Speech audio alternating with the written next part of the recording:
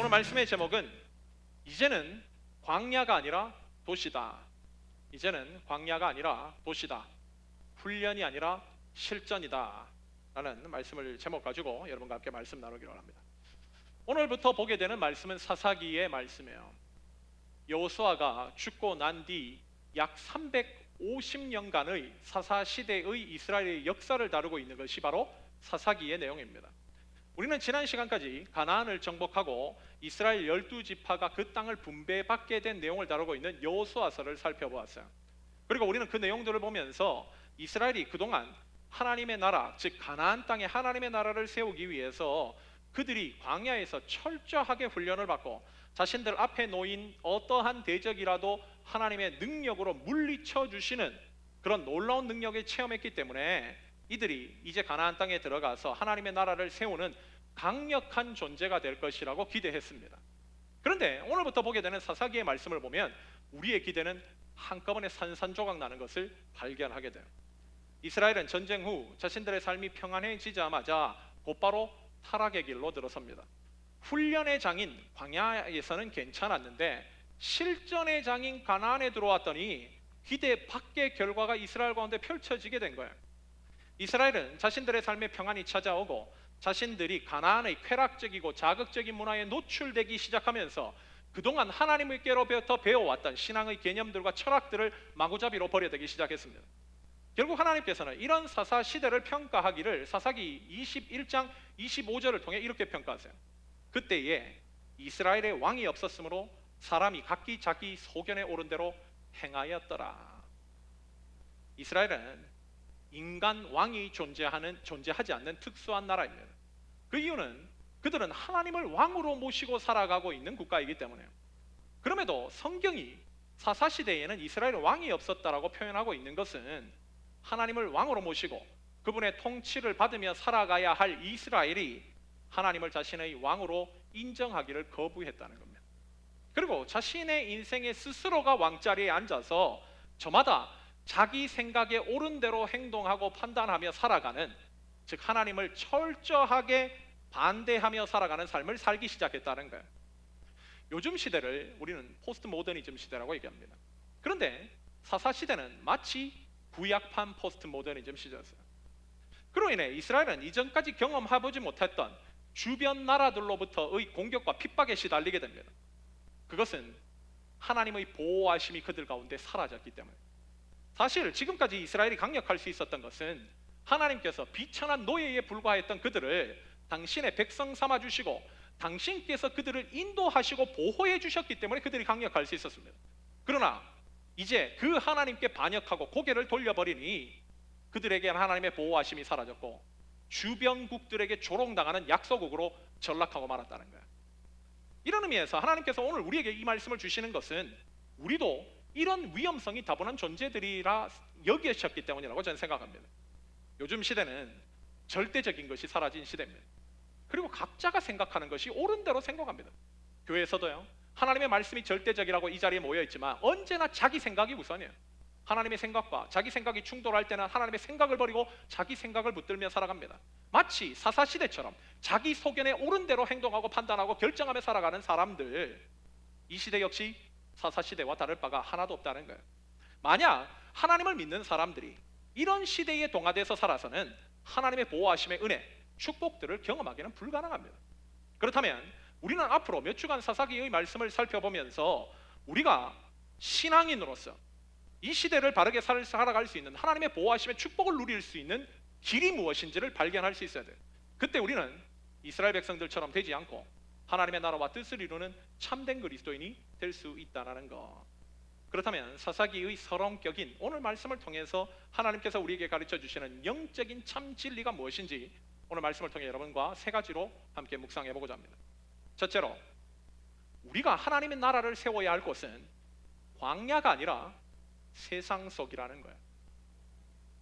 우리가 하나님의 나라를 세워야 될 것은 광야가 아닙니다. 바로 세상 한가운데여야 된다는 거예요. 오늘 본문 1절을 보면 여호수아 사후에 이스라엘 백성들은 자신들에게 남겨진 가나안 정복 전쟁을 어떻게 치르는 것이 하나님의 뜻에 합당한 것인지 하나님께 묻는 내용으로 사사기가 시작되고 있어요.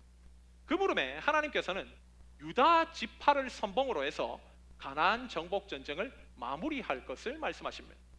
그리고 사사기 1장 8절부터 10절을 보면 유다 지파가 가나안 땅을 정복하고 점령한 곳이 어디였는지를 구체적으로 말씀하고 있어요. 이 구절을 보면 그곳은 바로 예루살렘 성과 헤브론 성이었습니다. 다시 말해 이들이 점령한 곳은 사람들이 살지 않는 광야나 빈들이 아니라 사람들이 살고 있는 도시였다는 거예요. 도시. 이것은 다른 지파에게도 동일한 것이었습니다. 22절에서 요셉 가문도 루스라고 이름했던 베델 성을 정복했고 므낫세도 베스안과 그에 딸린 마을들을 점령했으며 앞으로 읽어보면 나오겠지만 모든 족속들이 사람들이 살고 있는 도시를 점령했다는 거예요. 여러분 가나안 땅은 무엇을 상징합니까? 그것은 바로 하나님의 나라를 상징하는 것이에요. 하나님께서는 이스라엘이 하나님의 나라를 세워야 할 곳으로 지정하신 것이 빈 땅이나 광야가 아니라 바로 도시였다는 거예요. 도시. 이 말은 우리가 신앙 싸움을 해야 될 본 게임의 터전 역시도 아무도 살지 않는 광야가 아니라 바로 이 세상 한가운데여야 한다는 사실을 깨닫게 하는 것이. 그동안 많은 크리스천들이 자신들의 신앙생활에 힘을 써야 하는 것이 광야인지 세상인지에 대해 참 많은 고민을 했습니다. 먼저 우리가 신앙생활에 힘써야 할 곳이 광야라고 생각하는 입장은 언제나 주님만 바라보고 살아야 된다는 입장이에요. 언제나 주님만 바라보고 살아야 된다. 여기에 방점이 있는 입장이죠. 그래서 세상의 혼란한 분위기 속에서도 언제나 광야에서 주님을 바라보고 기도 중심의 삶을 살아야 한다는 것이 바로 광야 중심의 신앙관입니다. 반면 그리스도인이 힘써야 할 곳은 광야가 아니라 세상 한가운데여야 된다고 주장하는 입장은 광야 신앙관과 정반대 입장이에요. 세상 속에 살아가는 사람들은 광야에서와 달리 자신들의 삶의 계획을 구체적이고도 지혜롭게 세워야 돼요. 그리고 자신들이 배운 신앙의 개념과 철학들이 자신이 발을 딛고 살아가고 있는 이 세상 속에 분명히 세워질 수 있도록 자신들의 온 힘과 에너지 그리고 탤런트를 집중시켜야만 합니다. 이것이 바로 도시 신앙관이에요. 도시 중심의 신앙관. 그렇다면 여러분 생각하기에 어느 것이 더 고차원적인 신앙의 삶일까요? 광야 중심의 신앙관일까요? 아니면 도시 중심의 신앙관일까요? 물론 그리스도인들에게 광야는 필요합니다. 기독교인들에게 광야를 한마디로 정의하자면 훈련의 장소예요. 그곳에서는 끝도 안 보이고 뭔가 계획을 할 수도 없습니다.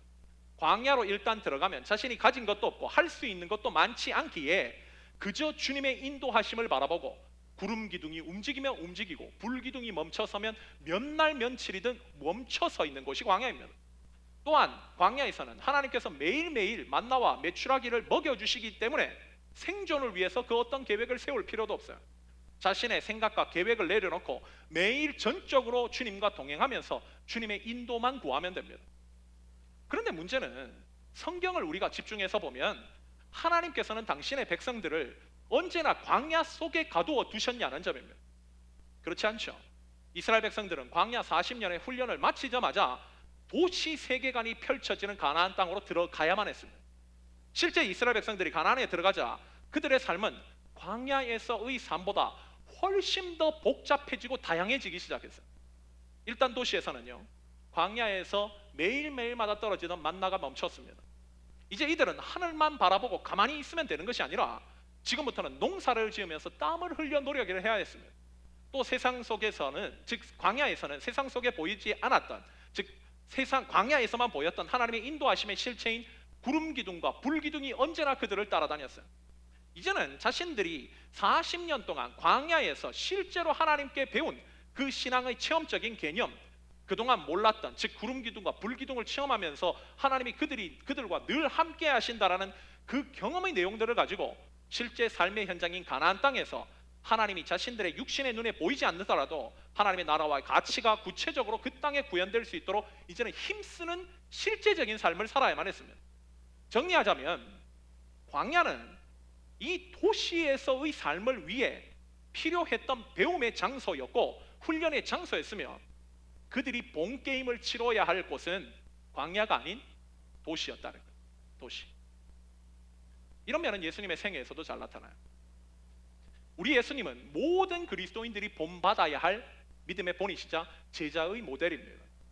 그러면 여러분, 예수님의 사역이 공생의 퍼블릭 라이프가 3년이신데 광야에서 얼마나 계셨을까요?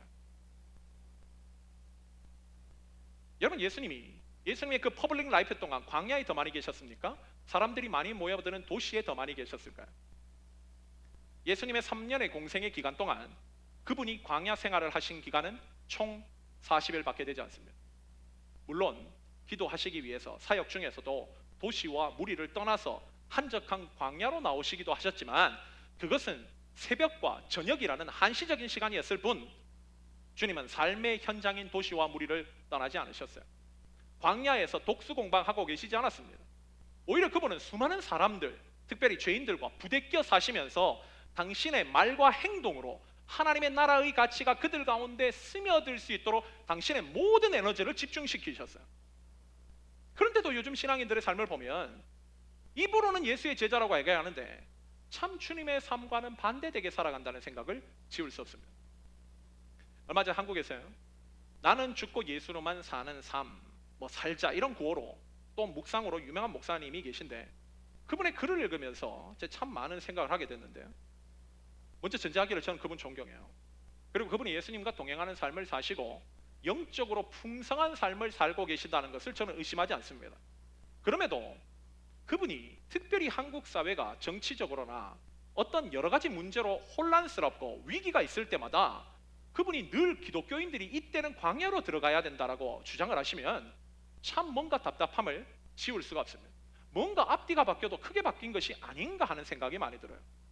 물론 요즘 기독교인들이 너무나 편향된 움직임을 하면서 사회에 덕이 안 되니 가만히 있으라 얘기한다면 저는 동의합니다. 그러나 예전에 정권에서 탄핵을 할지 말지 또 나쁜 일이 있을 때마다 그것을 기독교인들이 어떻게 반응하며 나와야 할지에 대해 얘기를 할 때 그분은 늘 가만히 있으라고 주장을 하세요. 사회와 권력의 부조리 앞에서 그 사회의 빛과 소금의 역할을 감당해야 할 기독교인과 교회가 그러한 위기 때마다 가만히 있고 아무것도 안 하면 누가 그 길을 인도합니까? 방금 전에도 설명한 대로 광야는 도시에서의 바른 삶, 그 삶을 위해서 행동과 결단과 움직임을 준비하는 곳인데 막상 기독교인들이 이 사회를 위해서 움직여야 할 때 광야에서 배운 신앙의 개념들과 하나님의 나라의 가치가 이 땅에 스며들도록 적극적으로 액션을 취해야 할 때 반대로 광야로 들어가라? 이것은 기독교인들이 이 사회를 위해서 어떠한 정의와 어떠한 공의도 행사하지 말라는 것밖에 저는 들리지 않아요. 저는 그분을 폄훼하고 싶은 생각은 없습니다. 그리고 그분이나 그분을 따르는 분들이 하나님의 나라를 깊이 생각하고 또 하나님의 나라가 이 땅에 위에 세워지기 위해서 기도하는 분들이라고 저는 생각해요. 그러나 지금 교회가 요걸 얻어먹고 있는 것은 정작 교회가 행동해야 할 때 행동하지 않고 교회가 행동하지 말아야 할 때 행동하는 모순적인 모습을 가지고 있기 때문이지 않습니까? 성숙해진다고 하는 것은 내가 가지고 있는 바른 가치와 바른 철학을 가지고 손과 발로 그것을 실천하며 살아간다는 것인데 교회는 세상 사람들의 눈에 보이기에 자신들에게 손해와 위협이 되는 것이면 믿음이라는 명목으로 광야에 들어가 숨어버리고 정작 좀 나와가지고 실천해야 할 때는 아무것도 안 하고 또 가만히 있어야 할 때는 오히려 더 적극적으로 나서는 반대되는 모습, 기득권만 위해서 움직이려고 하는 그런 집단으로밖에 세상 사람들이 보지 않을까 저는 걱정이 된다는 거예요. 물론 우리가 지혜로운 판단을 할 때는 광야에 들어가 열심히 기도해야만 합니다. 그리고 그곳에서 하나님의 말씀을 듣고 배우는데 열심을 내야 돼요. 그러나 그건 역시도 하나님께서 늘 준비하라고 하시는 목적이 있는 배움이라는 거예요. 그 말은 우리가 정작 힘을 써서 힘써 그 배운 대로 가치를 행해야 할 것은 광야가 아니라 바로 우리의 삶의 터전인 세상 한가운데라는 것입니다. 그곳에서 우리가 배운 대로 액션하지 않는다면 그것은 참 신앙이 아닐 뿐만 아니라 아직도 여전히 주님의 뜻을 이해하지 못하는, 마치 변화산에서 예수님이 하나님의 아들이심을 보여주시고 변화되셨는데 거기에 천막이나 짓고 영원히 거기에 살자, 도시로 내려가기를 꺼려하는 베드로와 같은 어리석은 모습이라고밖에 할 수 없는 것입니다. 그렇게 우리 새로운 교회 성도들은 오늘 이 말씀을 통해서 우리에게 하나님께서 이 세상 속에 하나님의 나라를 세우라고 명령하시는 그 명령에 순종하고 싶다면 우리의 신앙은 광야에서 참 신앙을 배우는 것과 동시에 세상에서 그 배운 것을 행동하며 실천하는 크리스천이 되어야 된다는 것, 이 사실을 절대 잊지 말고 살아가라고 우리에게 주시는 바로 오늘 말씀의 첫 번째 메시지입니다. 둘째로 우리가 이 세상 속에서 하나님의 나라를 구체적으로 이제 세우려면 어떤 삶을 살아야 할까? 좀 더 실천적인 부분으로 얘기를 하자면 그것은 바로 믿음의 사람들과 힘써 동역하는 삶이라고 할 수 있어요. 즉 우리가 이제 싸워야 할 신앙의 필드는 광야가 아니라 세상이라고 한다면, 도시라고 한다면 그곳에서 하나님의 나라를 이루기 위해서 우리가 적극적으로 취해야 할 구체적인 액션이 뭔가? 그건 바로 믿음의 사람들과 적극적인 동역이라는 거예요. 동역. 오늘 본문 3절이 이렇게 얘기합니다. 사사기 1장 3절입니다. 여러분과 함께 읽겠습니다. 사사기 1장 3절 우리 한 목소리를 읽을게요. 읽겠습니다. 시작. 유다가 그 형제 시므온에게 이르되 내가 제비 뽑아 얻은 땅에 나와 함께 올라가서 가나안 족속과 싸우자. 그리하면 나도 내가 제비를 뽑아 얻은 땅에 함께 가리라 하니 이에 시므온이 그와 함께 가니라. 유다 지파는 하나님 앞에 가나안 정복을 위해서 어떻게 해야 됩니까? 물었습니다. 그랬더니 하나님께서 너희가 선봉에 서서 싸우라고 얘기하셨어요. 그 명령을 듣자마자 자기 영토 내에 기업을 할당받은 한 지파가 있었습니다. 그 지파가 바로 시므온 지파예요. 그 시므온 지파에게 너도 함께 올라가서 싸우자고 제안을 해요. 한마디로 동역을 요청한 거예요. 사실 유다 지파는요 강력한 지파입니다. 그 이유가 그 지파의 족장은 우리가 너무나도 잘 알고 있는 사람이에요. 바로 갈렙이죠. 갈렙이 족장으로 버티고 있는 지파이기 때문에 이들은 시므온과 동역을 하지 않아도 하나님의 뜻을 충분하게 하나님 앞에서 또한 헌신하고 드릴 수 있었어요. 혼자 올라가서 싸워도 이길 수 있는 지파입니다. 그럼에도 이들이 시므온 지파에게 함께 힘을 합쳐 하나님의 뜻을 이루자고 제안한 것은 하나님이 기뻐하시는 뜻이 동역에 있다는 사실을 깨달았기 때문입니다. 그렇게 이들은 자신만의 힘만을 의지해서 싸우지 않고 시므온과 적극적으로 동역을 했고 그 결과 성공적으로 남은 가나안 정복 전쟁을 마무리할 수 있게 됐다는 거예요. 이 말씀은 우리에게도 믿음의 사람들과의 동역이 우리가 살고 있는 이 세상 속의 하나님의 나라를 구현하는 데 있어서 너무나도 중요한 키라는 사실을 깨우쳐 주는 거예요. 모세가 출애굽부터 광야 40년간 이스라엘 백성들을 성공적으로 인도할 수 있었던 비결은 궁극적으로는 바로 하나님의 도우심이었지만 동시에 아론과 훌 그리고 여호수아와의 동역이 있었기 때문에 모세의 후계자 여호수아 역시도 가나안 땅을 정복하고 가나안 땅을 분배하는 일까지도 은혜 가운데 마무리할 수 있었던 것은 바로 그의 친구이자 영원한 동역자 갈렙이 있었기 때문에 또한 신약에서 보면 바울이 로마 전 제국을 복음으로 물들일 수 있었는데 그 역시도 혼자서 한 것이 아니라 바나바와 실라, 브리스길라와 아굴라, 디모데, 마가, 누가와 같은 동역자들이 있었기 때문에 그러므로 오늘날과 같이 사단의 치열한 영적인 방해와 유혹이 강한 이 세상에서 우리가 하나님의 나라를 위해서 힘써 살아갈 수 있는 길이 뭔가? 바로 성경이 지향하는 동역의 원리를 무시해서는 안 된다는 거예요. 동역이 우리에게 하나님의 나라를 속히 임하게 하는 핵심 키라는 것입니다. 특별히 동역의 기본은요 모이기를 힘쓰는 거예요. 모여야 동역이 됩니다. 모이지 않는데 무슨 동역이 돼? 모기도 모이면 천둥 소리를 낸대요. 그리고 불개미도 때로 달려들면 사자를 잡는다고 합니다. 모이는 것에 강력한 능력이 임한다는 거예요. 모이는 곳에 교회도 모이는데 능력을 발휘할 수 있는 곳이 되어야 된다는 거예요. 사단은 이런 동력의 힘이 얼마나 강한지를 너무나도 잘 알기에 말세가 될수록 교회 안에서 모이기를 힘쓰지 못하게 만든다고 성경은 증언합니다. 특별히 히브리서 10장 24절 25절을 보면 서로 돌아보아 사랑과 선행을 격려하며 모이기를 패하는 어떤 사람들의 습관과 같이 하지 말고 오직 권하여 그날이 가까움을 볼수록 더욱 그리하자. 여기서 우리가 주목해야 될 것은요 모이기를 패하는 어떤 사람의 습관이라는 단어예요. 히브리서가 기록될 당시 교회에는 믿음의 형제들과 말씀으로 모이기를 싫어하는 사람들이 많이 생겨났습니다. 그들은 로마 정부의 기독교 탄압으로 인해서 자신들의 육신의 안위를 지키기 위해서 세상으로 돌아간 자들과 함께 세상 욕망과 자신의 편함 때문에 하나님에 대한 신앙이 일어서 교회를 떠난 자들이에요. 그런 분위기 속에서 히브리서 기자는 너희가 진짜 성도라면 그래서는 안 된다는 거예요. 모이기를 피하는 것은 하나님께서 기뻐하시는 일이 아니라는 것입니다. 바로 우리의 대적 사단이 기뻐하는 일이라는 거예요. 사단은 동서고금을 막론하고 하나님의 백성들이 말씀 안에 모이지를 못하게 합니다. 왜? 모이면 능력이 나타나니까. 어떻게든 성도들로 하여금 모이지를 못하게 해서 그들의 신앙이 식어버리게 만들어요. 일단 성도들을 훈련시켜 놓고 그들의 신앙이 식어야 자신들의 마음대로 그 인간을 좌지우지할 수 있기 때문에. 모여서 기도하고 말씀 안에 하나 되는 공동체는 사단이 역사를 하지 못합니다. 그러기에 일단 분열시켜 놓고 모이지 않게 만들어 놓고 결국은 자신의 영향력을 계속 확대시키는 거죠. 그런데 성경을 보면 성령이 없는 사람들이 이런 삶을 산다는 거예요. 그런 사람들은 때로는 핍박과 박해 때문에, 때로는 귀차니즘과 게으름 때문에, 또는 교회 안에 있는 내분의 분열과 미움과 시기가 들어가서 모이기를 힘쓰지 않고 모이기를 힘쓰는 성도들과 멀리하며 살아가므로 궁극적으로는 그리스도의 몸인 교회를 이리 찢고 저리 찢어버리고 결국 흩어지게 만드는 거. 마귀가 기뻐하는 일을 한다는 거예요. 마귀가 기뻐하는. 사실 가나안 정복 전쟁이요 아름답게 마무리되지 못한 이유가 있습니다.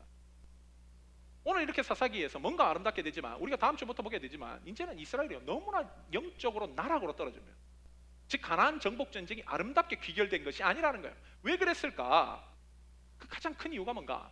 물론 하나님에 대한 신앙이 식었기 때문이지만 신앙이 식게 된 연유로 제공된 게 있어요. 그게 뭔가? 바로 힘이 분산됐어요.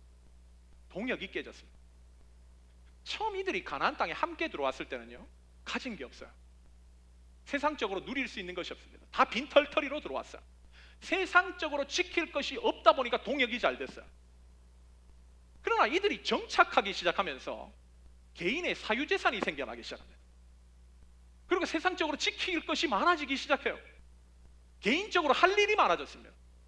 그러다 보니까 동역이 안 돼요. 모이질 않습니다. 집중도가 희미해지기 시작한 거예요.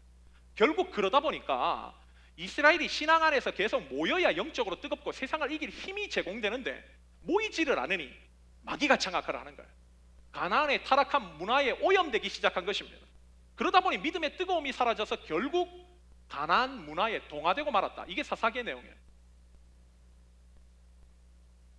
만약 하나님께서 오늘 우리에게 이 말씀을 주신다면 우리는 이렇게 돼서는 안 된다는 거예요. 미리 알려주시는 겁니다. 그것을 위해서 우리가 그 문제를 해결하기 위해서 그 문제를 적극적으로 방어하기 위해서 해야 할 일이 뭔가? 반드시 모이기를 힘써야 된다는 거예요. 모이기를 힘써야 된다는 거예요. 이 세상에 혼자서 할 수 있는 것이 혼자서 모든 것을 해내는 인간이 어디 있습니까? 이 세상에서 혼자서 모든 것을 할 수 있는 인간은 존재하지 않아요. 이것은 신앙의 경주에도 마찬가지예요. 사우스 웨스트 침례 신학대학교의 교수 중에 윌리엄 핸드릭스라는 교수가 있었습니다. 그 사람 책에 이런 얘기를 해요. 그 사람이 성경의 여러 인물들을 조사하면서 성경의 전체 인물들 가운데 3분의 2 정도가 신앙의 끝이 안 좋았다는 거예요. 시작은 좋았는데 끝까지 완주하지 못했다고 얘기합니다. 그 이유가 뭔가? 이분이 얘기하는 게 그거예요. 인생에는 여러 장애물이 있다는 거예요.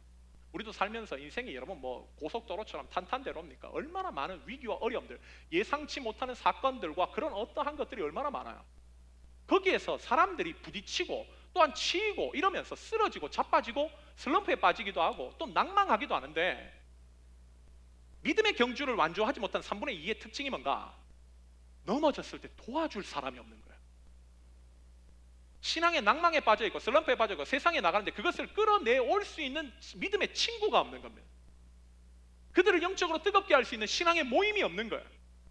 그런 사람들이 전부 다 떨어지더라는 거예요. 전부 다 자신들에게 찾아온 영적인 위기를 버티지를 못하더라는 거예요.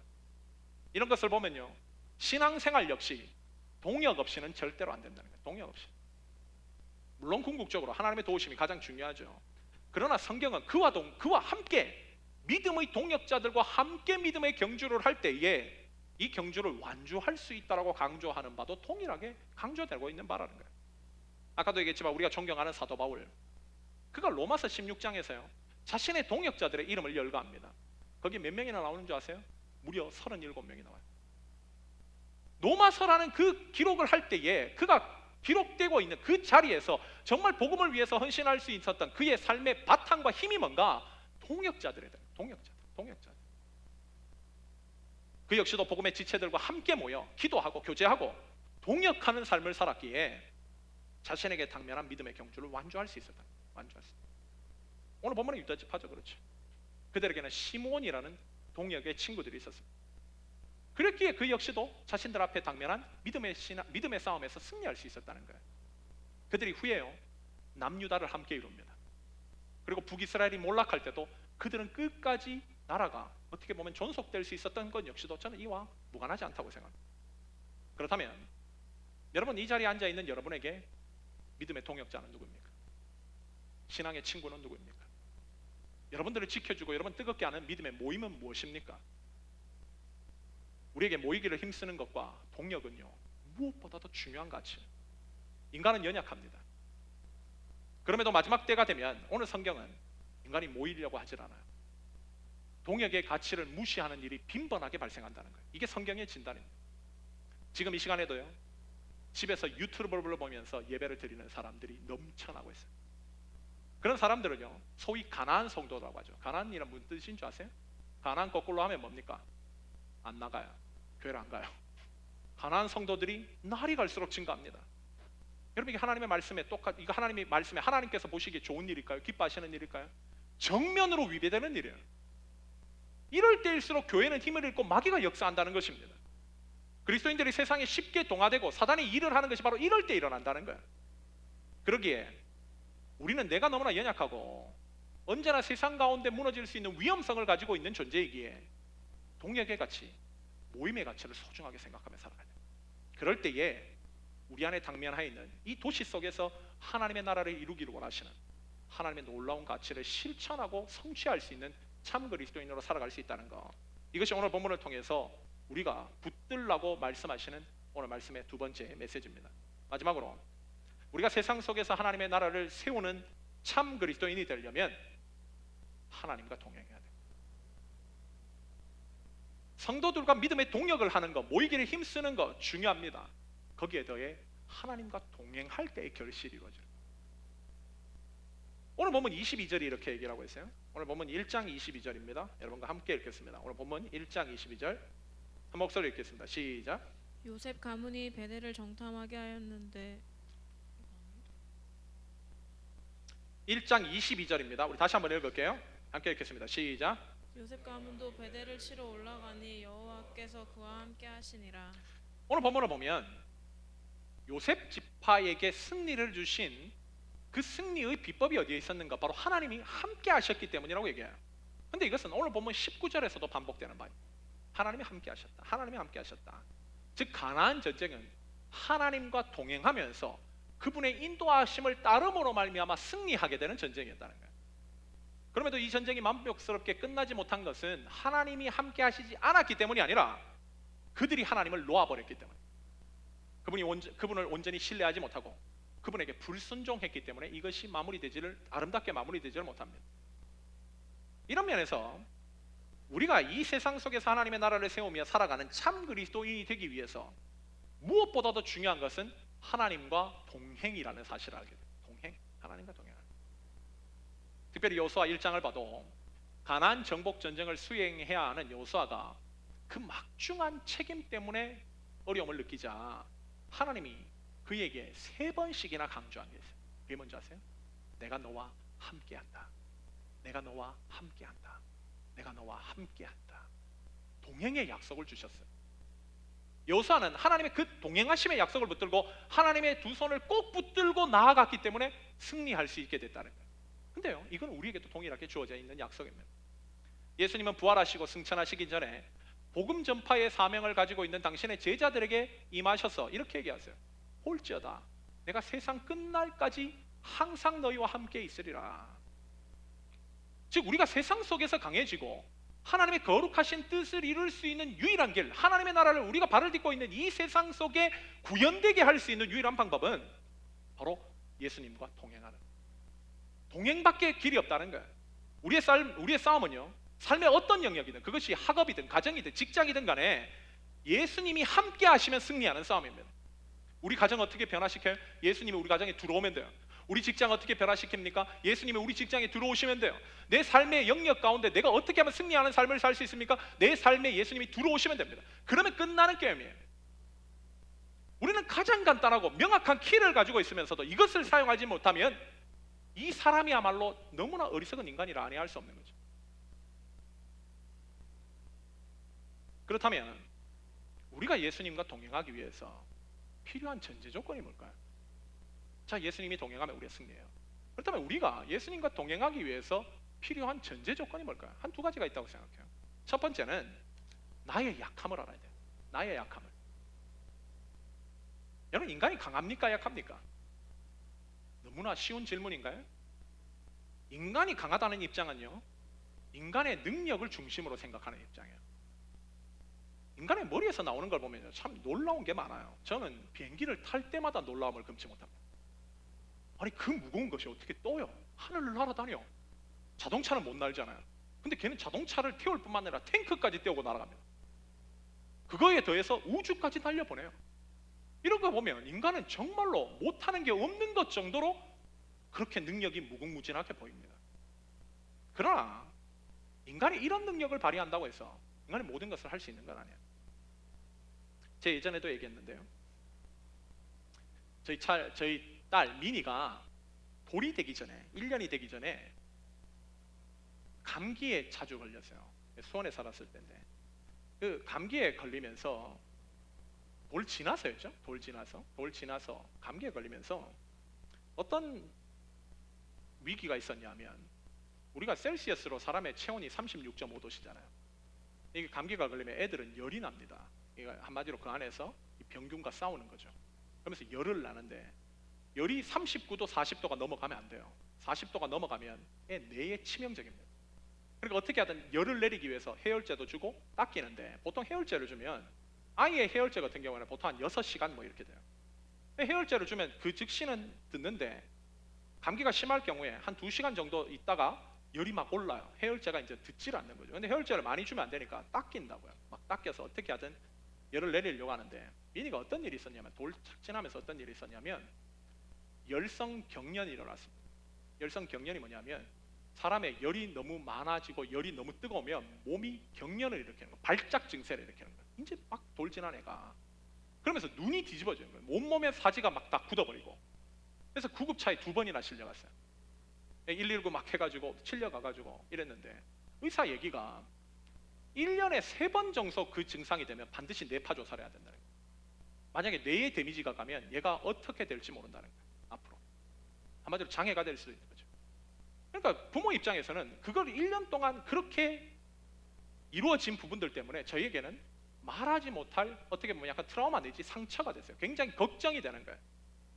그런 가운데 애를 키워보면 알지만 애들은요, 낮에는 안 아파요. 보통은 낮에는 약 효과가 좋습니다. 밤에 아파요. 밤에 심야에 애들의 온도가 확 올라가고, 이 부모가 정말 뭐 밤잠을 못 이룰 정도로 그렇게 걱정을 시킬 정도로 애가 밤에 많이 아픕니다. 그날도 한 12시, 11시 반인가 12시 됐는데 온도가 오는 거예요. 잡히지가 않는 거예요. 그럴 때 제가 온도계를 꺼내가지고, 집에 있는 체온계를 꺼내가지고 체온계를 대려고 그러는데 체온계가 안 먹는 거야. 약이 다 된 거예요. 집에 있는 스페어 배터리를 찾으러 돌아다니는데 그날따라 또 스페어도 없어요. 결국 뭐 몸을 식히고 뭐 어떻게 하든 닦이고 하는데 열이 떨어져야지. 근데 열이 떨어진지를 제가 알 수 있나요? 체온계가 없는데. 제가 그 밤에요, 배터리를 사러 동네 슈퍼가 혹시나 열려 있을까 싶어서 수원에 있는 동네를 뛰어다니기 시작했어요. 근데 저희 또 동네는 편의점도 없어.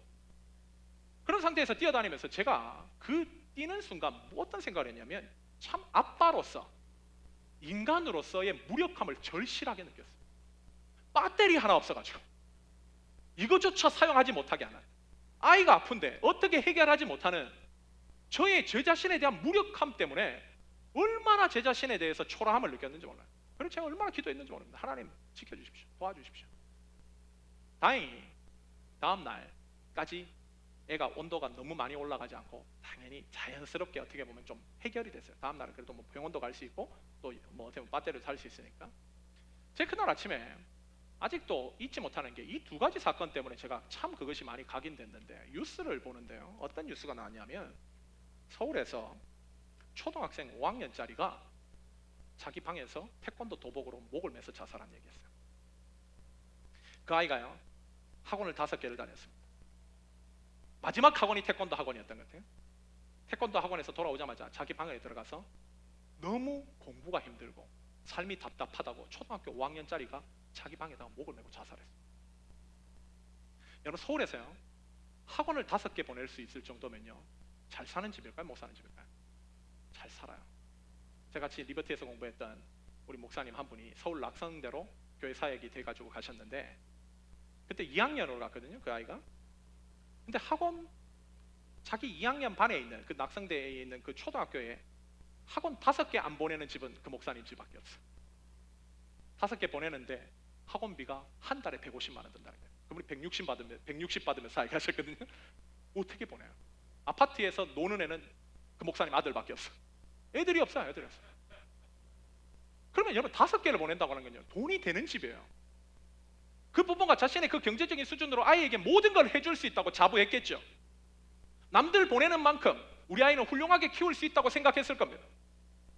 근데 그 아이가 방에 들어가서 태권도 도복으로 목을 매서 자살하려고 하는 순간 부모는 뭐 하고 있었는 줄 아세요? 문 하나 사이로 거실에서 TV 보고 있었습니다. 문 하나 사이로 아이가 어떤 고민을 하고 어떻게 지금 죽어가는지 부모는 전혀 모르고 있는 거예요. 전혀.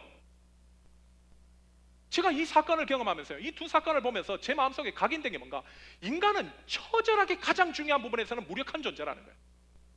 생명에 관련돼서는 절대적으로 무력한 존재입니다. 여러분, 그 문 하나 사이입니다. 문 하나 사이요. 만약 그 자녀가 지금 목을 메고 있다면 부모가 거기 과면에 앉아가지고 드라마나 보고 있었을까요? 그런데도 몰라요. 가장 중요한 것에는 전혀 모르는 존재. 이게 인간입니다. 이게 인간. 부모가 아무리 자식을 사랑한다고 소리쳐도 부모 역시 인간인지라 자식에게 해줄 수 있는 것보다 못 해주는 것이 훨씬 더 많습니다.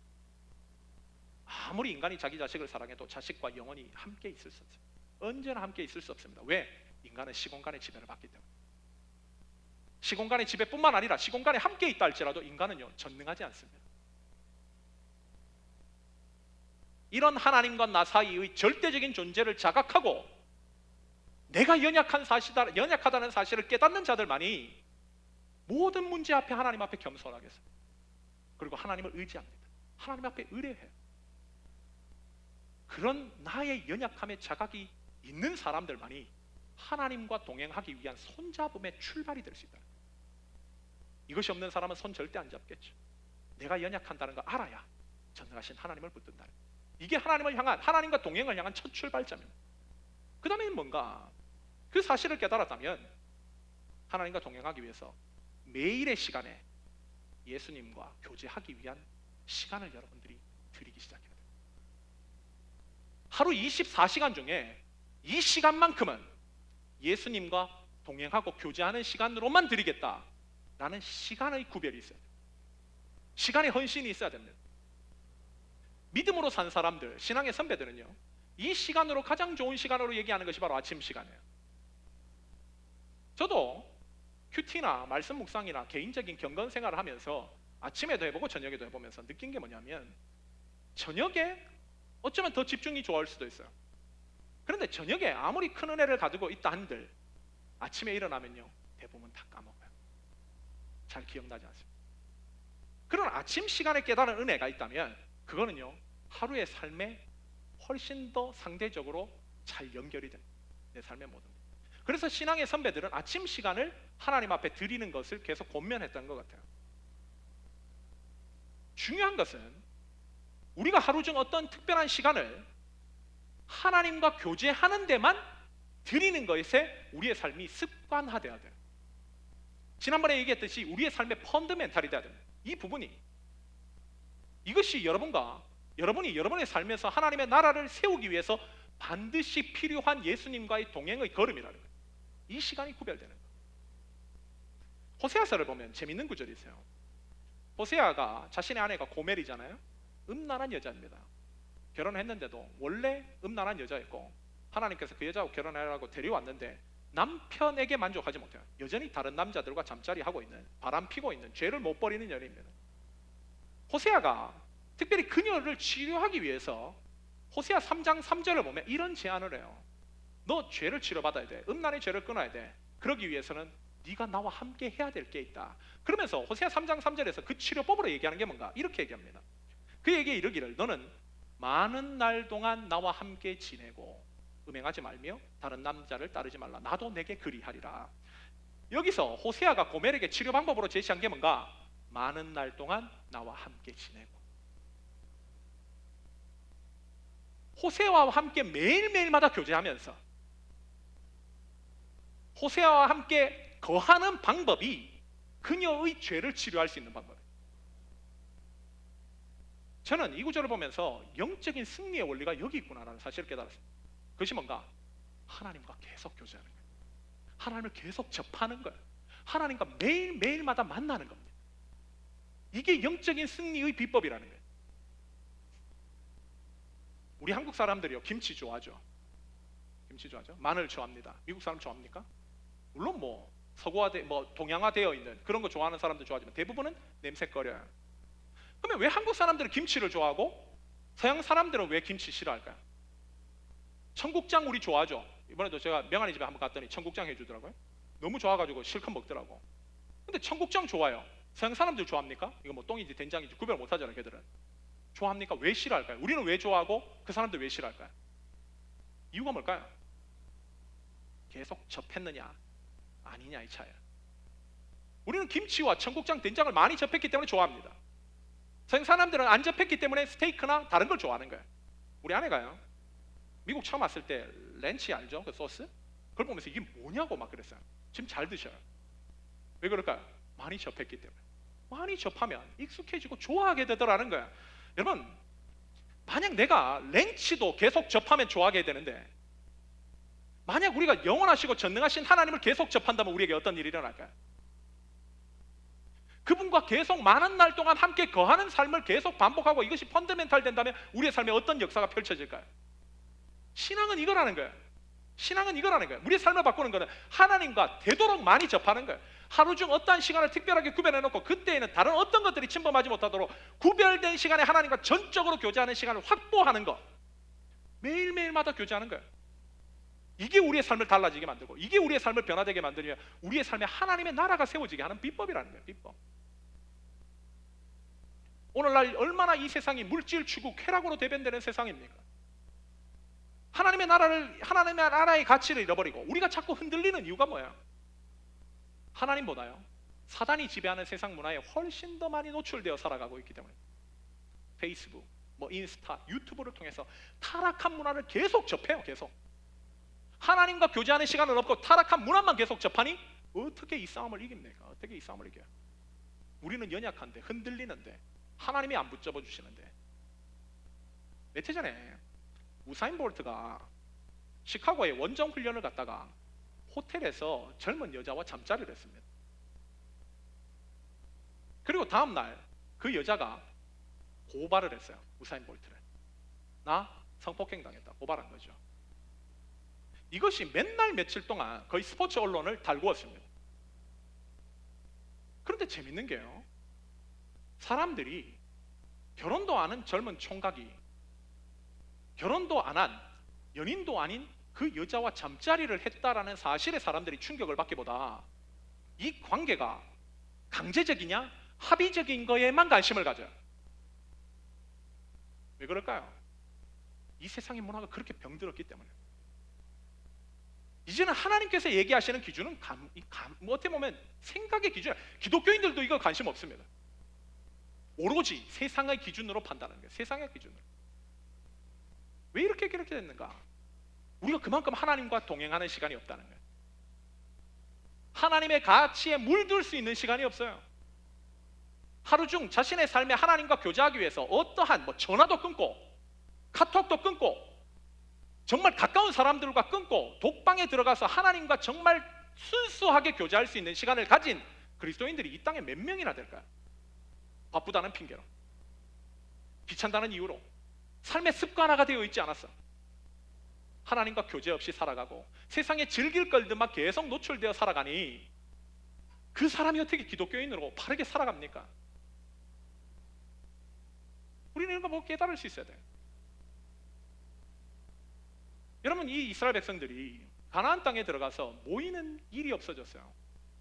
지파 독립제가 이루어지고 모일 일이 없다 보니까 그들이 접하고 그들이 계속 노출되어 살아가는 문화는 하나님 나라의 문화가 아니에요.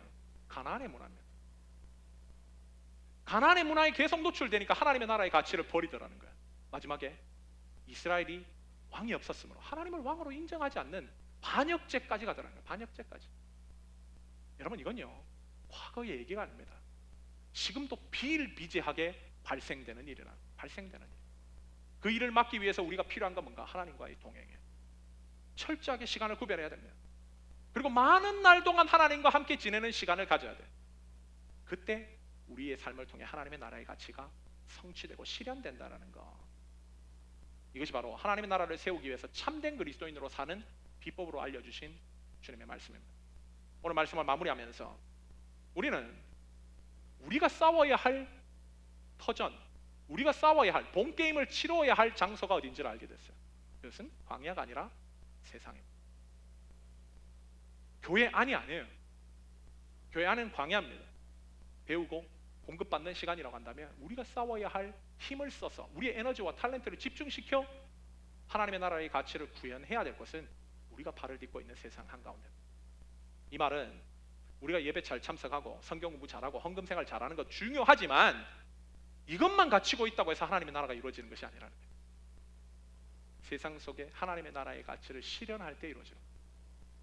그 일을 위해서 볼지어다 내가 너희와 항상 함께 있겠다고 주님 약속하셨어요. 오늘 하나님께서는 우리에게 놓여져 있는 실전의 장소가 광야가 아니라 세상이라는 것을 알려주시면서 두 가지를 더 가르쳐 주셨습니다. 그것은 바로 믿음의 형제 자매들과 모이기를 힘쓰고 동역하는 것, 또한 거기에 더해 하나님과 동행하는 삶을 살아야 된다는 거예요. 나의 약함을 알고 하나님을 전적으로 의지하며 나의 하루 중 구별된 시간을 하나님과의 교제로 적극적으로 드리는 삶의 체질화, 펀더멘탈이 있을 때에 우리의 삶을 통해 하나님 역사하시는 거예요. 우리의 삶을 통해. 그때 우리는 광야에서 훈련한 내용들이 우리의 삶 곳곳에서 세워지는 것을 보게 될 것이고 하나님의 나라의 가치를 우리가 발을 딛고 있는 이 도시 속에서 세상 속에 구현하는 참된 그리스도인으로 살 수 있다는 것. 이것이 바로 오늘 본문이 우리에게 주고 있는 메시지입니다. 오늘 참석한 모든 새로운교회 성도들이 이 삶을 실천함으로 말미암아 하나님의 나라가 여러분이 발을 딛고 있는 모든 영역 속에 세워지는 귀한 역사의 주인공들 되시기를 예수님의 이름으로 간절히 축원합니다. 우리 다 같이 한번 기도하도록 합시다.